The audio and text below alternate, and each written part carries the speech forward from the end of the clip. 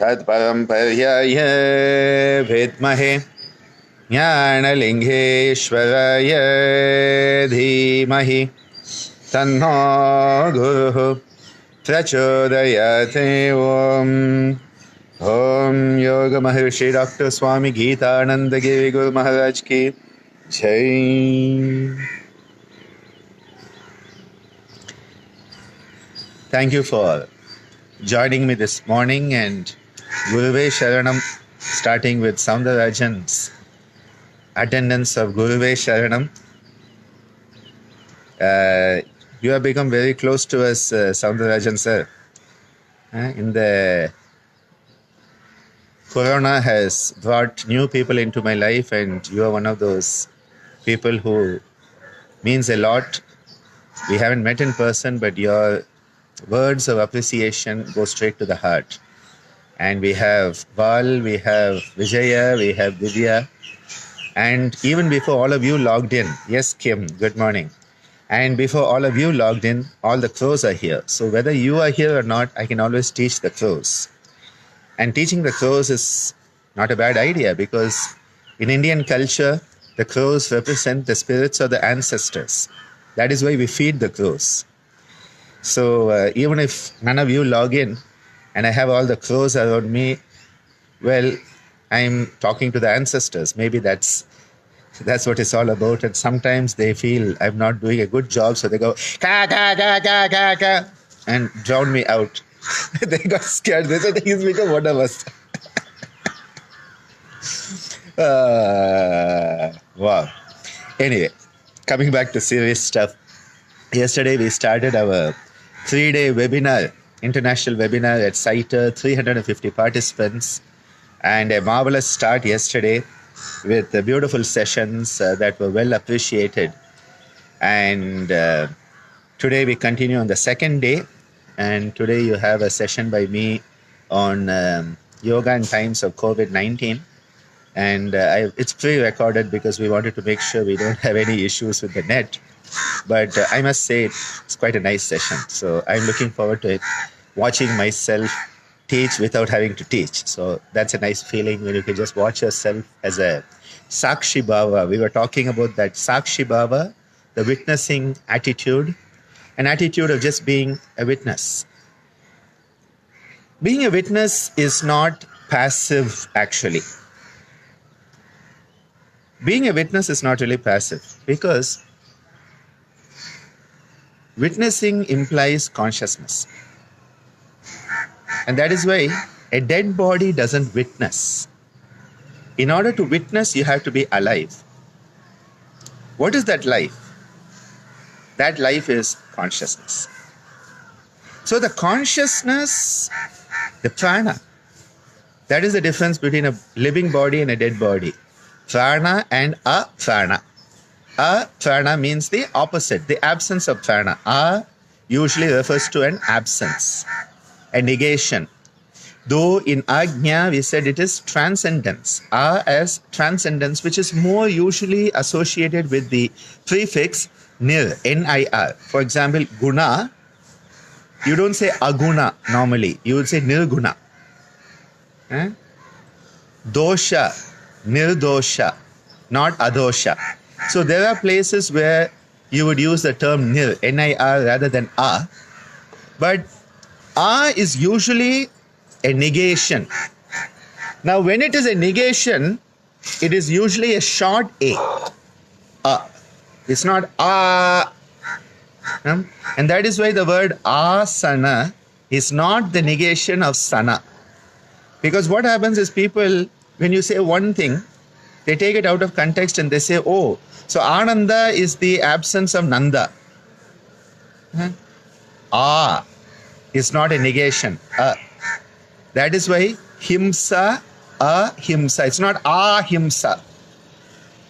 Okay, ahimsa, asatya. So it is the is a short sound. When it's long, it is different. So Ananda is not the absence of Nanda.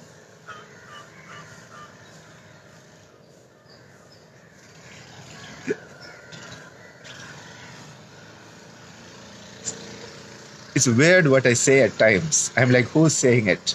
Okay, anyway. And that is why normally the short a as a prefix in Sanskrit is usually negation or the absence. That is why jnana, ajnana is normally the absence or the negation. But we said ajna as in ajna is different. In that context of ajna, it is not the negation, but it is the transcendence. And yes, Soundarajan, he is also a Sanskrit expert. So arogya, very true.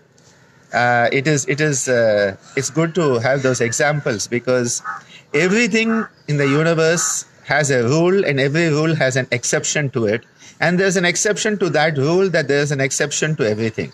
Okay, so now that I've confused you. So arogya, yeah, because roga is disease, arogya is the opposite. So it's interesting that yes, that is there. Just when you think you know it all, you realize you don't.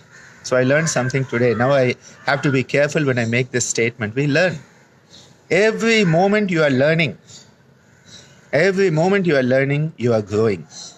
And when you are growing, you are living. Something that is dead doesn't grow, it decays. Something that is dead decays, it doesn't grow. In order to grow, you have to have life. What is life? Life is all about growth. And that is why every moment, when you are mindful of that growth, it is a very, very important aspect. So important. So coming back to what we were talking about, and last evening I was honored to be on a panel of people who really, really mean so much to me. We were with Gurudev Sri Sri Ravi Shankar, thanks to his Art of Living, and my dear Kamalesh, my dear sister in yoga Kamalesh, and Divya ji, who's in charge of the research component. We had Guruji Dr. Nagendra with us. We had Dr. B. N. Gangadhar of Nimhans with us, Padma Shri Gangadhar ji. We had my dearest and most loving Sadbir Khalsa from Harvard with us. We had Dr. Shirley Tellis, someone who is the most prolific yoga researcher in the world. And we had Professor Bogal, such a senior person in the field of yoga research and psychology from Kaivala Dhamma. And I was, I think, the youngest of the lot there. And we had such a wonderful time. And at the end, I had an opportunity to ask Gurudev Sri Sri a question. And I asked him about where does science and spirituality meet? What is the junction? And he gave a beautiful answer. It's all one and the same.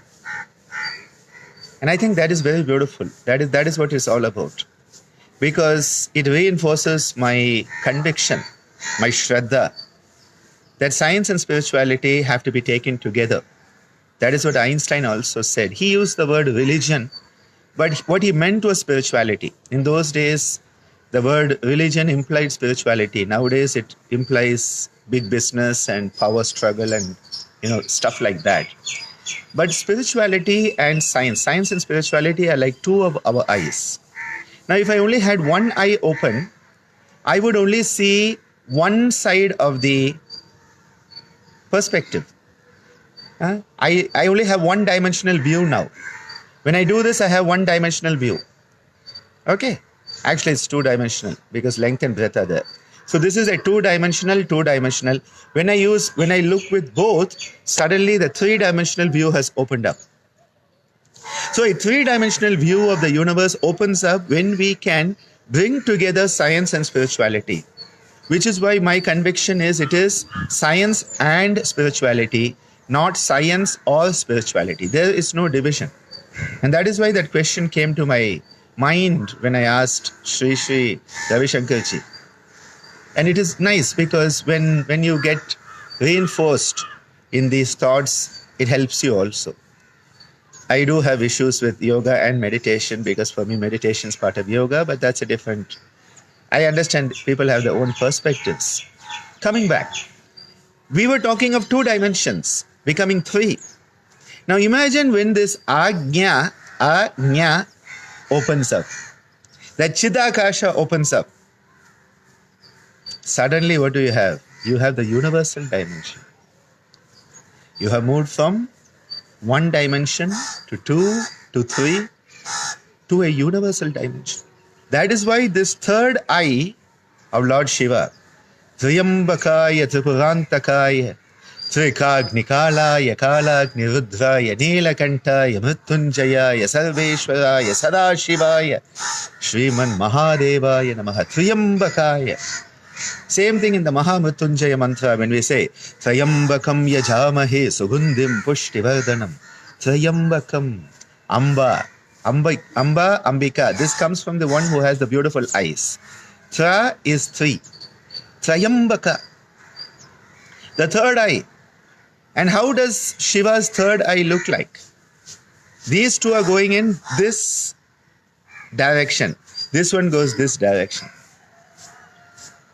This is not just painters or sculptors trying to make the idol of Shiva look good. Nothing in Indian culture was done just for beautification. Everything had a deep spiritual purpose behind it. Be it our art, be it our music, be it our food, be it our dressing. Everything had a spiritual purpose behind it. That is why Dharma is the foundation. Dharmartha Kama Mokshanam. That is where the Chaturveda Purusharthas come, the four noble aspirations that are there. Dharma, fulfill your responsibility. Artha, material prosperity. Kama, emotional prosperity. And moksha, spiritual prosperity will come to you. As Thiruvalluvar, the Tamil saint, poet tells us, Aram Purul Inbam. He doesn't talk about moksha. He only talks of the first, Dharma, Artha, Kama. Dharma is Aram in Tamil. Purul, Artha, and Inbam, Kama. He talks of three because if these three are fulfilled, spiritual prosperity will manifest on its own. When this third eye of Shiva is depicted, it is the eye that is connected to the Ajna. That is why it goes in another direction. This is one plane of perception. Please understand, both these eyes, the human eyes are only able to perceive this plane of perception. You suddenly have a new plane of perception. You have tilted the whole camera in a different way. Suddenly you have taken on a different perspective. The world looks different. And that is why the crossover that occurs from right to left, left to right, ends here. After that, there is no crossover here. This part has no crossover. The crossover is below it. And this is where there is that change in perspective. Your whole perception changes. You look at the world in a different way, and that is where we say you wake up. That is the point where you wake up. As long as your perception is limited to the physical eye, you're still sleeping in consciousness. And when your perspective opens up here, when the Ajna opens up, suddenly you have woken up and the universal perspective is your perspective. You are seeing things as they are rather than as you are. This is limited, as you are, and this is all sensory based, reactionary. Here is where responsibility comes in. Responsive, self-reflective, reflexive, intuitive. This is where you can have the concept of intuition. That is why Ajna is the center of intuition. Your whole perspective changes. And that is why Shiva, with his third eye, what does he do? Kama Dahana Karunakara Lingam. Kama, which is now the negative Kama. See, there's a positive karma, which is emotional prosperity. But then there is that unfulfillable, unsatiable, unquenchable desire. Bottomless pit of desire that whatever you put in will never be enough.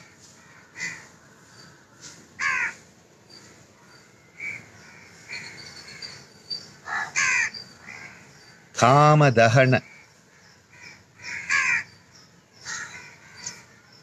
Dahana means to burn. Because here suddenly when this awakens, Vairagya opens up.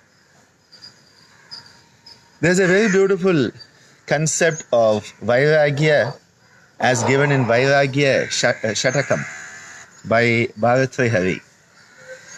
Bharatrihari was a king and a nice guy. And he got turned into the spiritual path and became a sannyasi and went away from the kingdom, and gives us 100 verses that are an amazing poetic exploration of the term Vairagya. Vairagya means to burn up the desire, to burn up the desire that is holding us bondage, to burn up the bondage to the desire.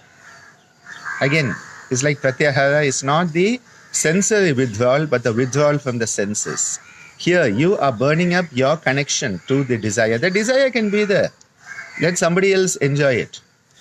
But you are not going to get caught in its snare. It's like there's a snake out there in the garden. Okay, nice. Let it be there. That's its place. The problem is when my foot goes and stamps on it, it bites me. My foot stamps on it and so it bites me.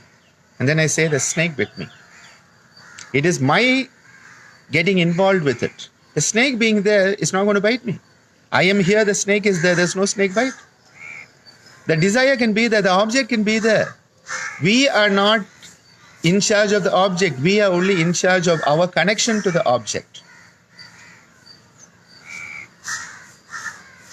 That is why when we want to have mental clarity, one of the ways Patanjali tells us is to understand and contemplate deeply what is it that is attaching us to the senses. It's a very beautiful concept. Bharatrihari is this king, and one day he gets a very special fruit. In all our Indian stories, you have somebody coming and giving the king a fruit, or the gods the fruit or something like that. He's given this special fruit. They call it a golden fruit. And the person who gives it to the king says, Maharaja, this is a very special fruit.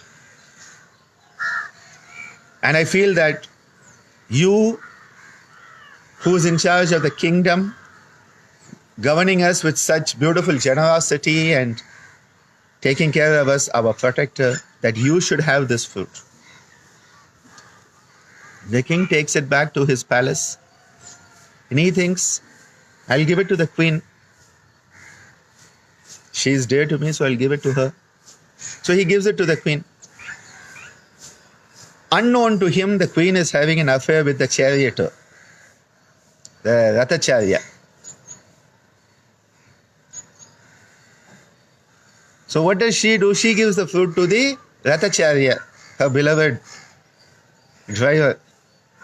The story of drivers and people. What does that guy do? He has his favorite prostitute. So he goes to visit his favorite prostitute and he says, darling, I think you should have this fruit. And that woman, being a noble woman, she says, this is such a fruit. The next day she comes back to the king and says, oh king, this is a wonderful fruit I've been given. I think you should have it. The cycle of life. And when the king recognizes the fruit, it just blows him to pieces. And he realizes the transitory sensual world. And he says, this is not the world I want. And he becomes a sannyasi and lives to the forest. This is the story of all of us. Not just Bharatrihari. When we realize that being entangled in the sensory world, the Indriya Jala, we become a slave of the senses.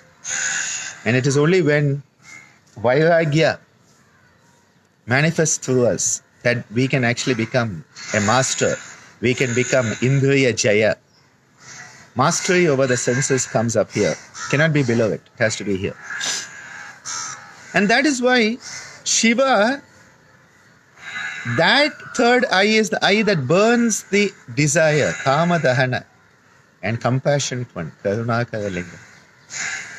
Vairagya is not being mean. Vairagya is not being non-caring. Vairagya is you care so much that you are not attached. Because it is the attachment that often is the problem. Letting go is often the kindest thing you can do. Letting go is often the most compassionate thing you can do.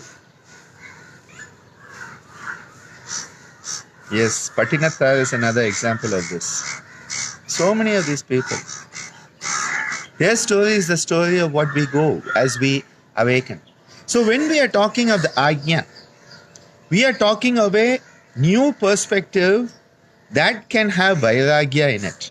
And that's why Bharatri Hari, he says, Vairagya meva abhayam. He says everything has fear associated with it. You are beautiful, you are afraid you will age. You have strength, you are afraid somebody stronger than you will come and defeat you. You have knowledge, you think somebody more wise than you will come and defeat you. Whatever you have, if you have wealth, you are afraid of losing it.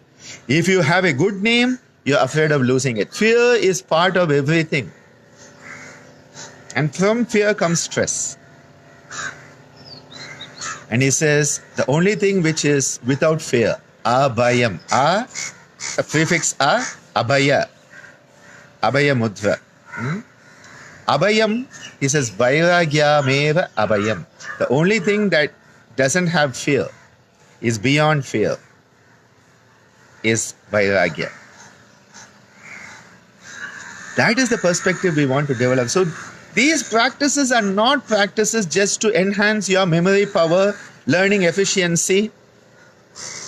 That is what scientific research does to us.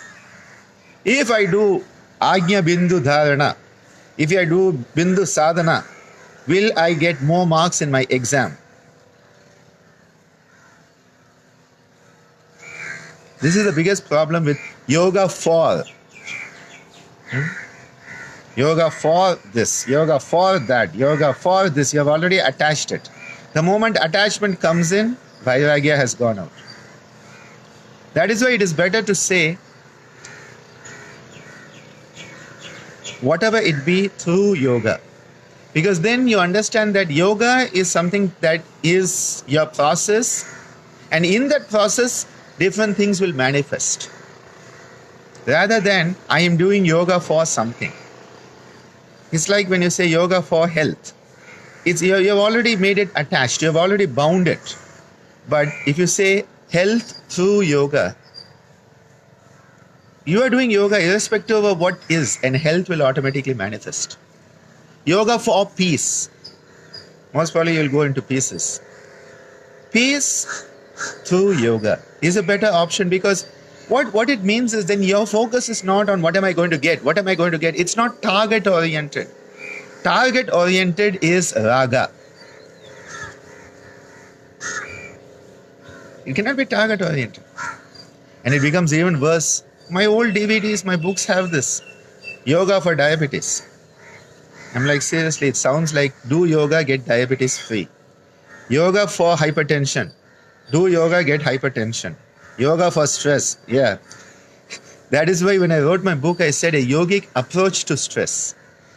You don't want to run away from it. You want to approach it in the yogic perspective. A yogic approach to stress. How do you perceive stress from a yogic approach? You understand it exists and you learn to deal with it rather than try to escape. Yoga is not about escapism. Yoga is not escapism at all. And that is why the individual is empowered. The individual is empowered to have that capacity. You are not doing it for somebody. You are helping them do it for themselves. You are just the witness, Sakshi Bhava. Sakshi Bhava is that active listening, active assistance without getting involved in it, without going there and pushing people. People think in a yoga class you have to push and pull and hit and stretch and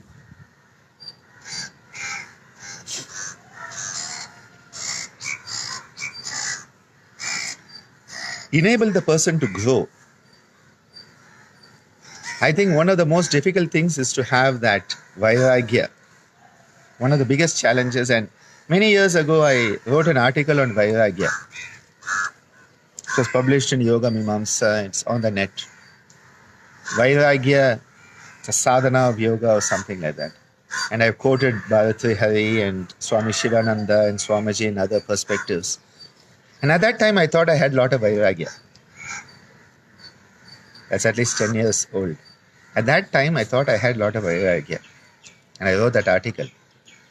And the universe said, you think you know about vairagya? Here, have a few tests. And ever since then, the universe has really hauled me over the coals. Has really given me a tough one to say, do you really think you know what vairagya is? And seriously, I say to the universe, sorry. Sorry for thinking that I had something, because you have made me realize how attached I am, how passionate I am, and I'm not able to get into that vairagya. The universe is a great teacher. I'll end with a story related to vairagya. All of this is part of Bindu Sadhana, okay? Vairagya means you have to give the space and allow things to happen at their own pace. Not go and keep on, Tamil la solla pona nonduvathu. You don't keep on going and tricking it. It's like, they say if you have a wound, let it be. Don't go and... If you keep on doing this, the wound will never heal. This is one of the reasons when somebody has a fracture, we put a POP, a plaster of Paris cast, and people say, oh, the plaster of Paris healed me. No, you healed yourself. Then why did you put that POP? That POP was put there so that you will not interfere with your own healing. Because if you didn't put that POP, plaster of Paris cast, the person would be every 2 minutes. Is it better? Is it better? Is it better? Is it better? And they would retard their own healing. And so vairagya there is preventing the person from harming themselves by putting the POP. Additional benefit, you can get autographs from all your friends. That's the additional benefit of a POP cast. And nowadays you can get fluorescent, multicolored, designer ones. So next time you have a fracture, remember that. You have to give that space for healing to occur. You have to let it heal. There's a story, and this is the last story for today because I'm already late and have to rush to the university for our yoga day event. A king had a beautiful garden. And in that garden, huge amount of trees and plants and all. And he had a very dedicated gardener, Mali. And this Mali, the gardener, really took very good care of these plants. One day that Mali, that gardener, had to go out of station for a short time, and in those days, to go back to his village would take a couple of days, maybe a week. So he was worried, what am I going to do? I don't have anybody to help me. I have to take care of this garden. So there was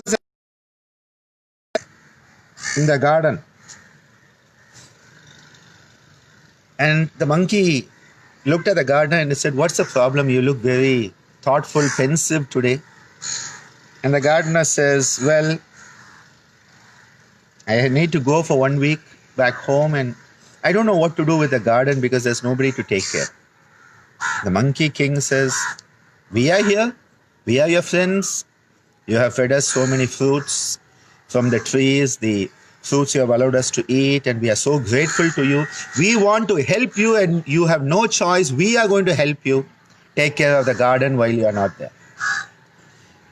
Moral, be careful of people who help you, especially if they are monkeys.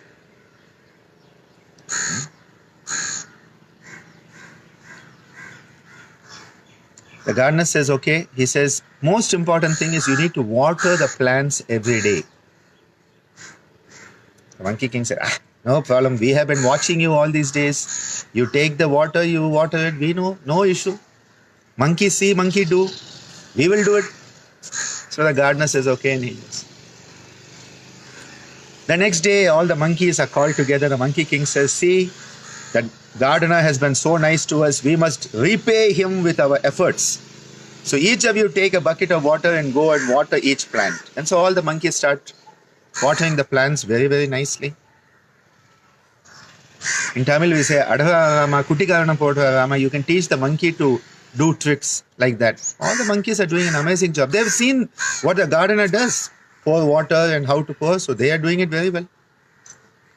Suddenly, a monkey had a doubt. Now, this is where you have to be careful with your mind. Your mind is a monkey mind. As long as things are going normally, everything is fine. But suddenly, there will come, what if? This what if is what spoils everything. And that is why life, L-I-F-E, has I-F in the center, which is why we spoil everything with what if. And a monkey says, how can we be sure that the water we are pouring is going down to the root of the plant? What if the water is not going to the root of the plant and the plant dies? Because I have read in a book that the root needs to get water. Bookish knowledge? Immediately the monkeys have a committee. Once a committee is formed, you know, it's gone. It's a gone case. And they say we have to set up a protocol, step-by-step protocol of how to do it. So someone says, what we can do is we can check whether the roots are wet or not. Great idea, committee, yes. Wise members of committee have said it. And so they say, yes, the SOP, Standard Operating Procedure, has been formed by the committee, notified by proper channels. So, after watering the plant, pull the plant out, check whether the roots are wet, and then put it back in.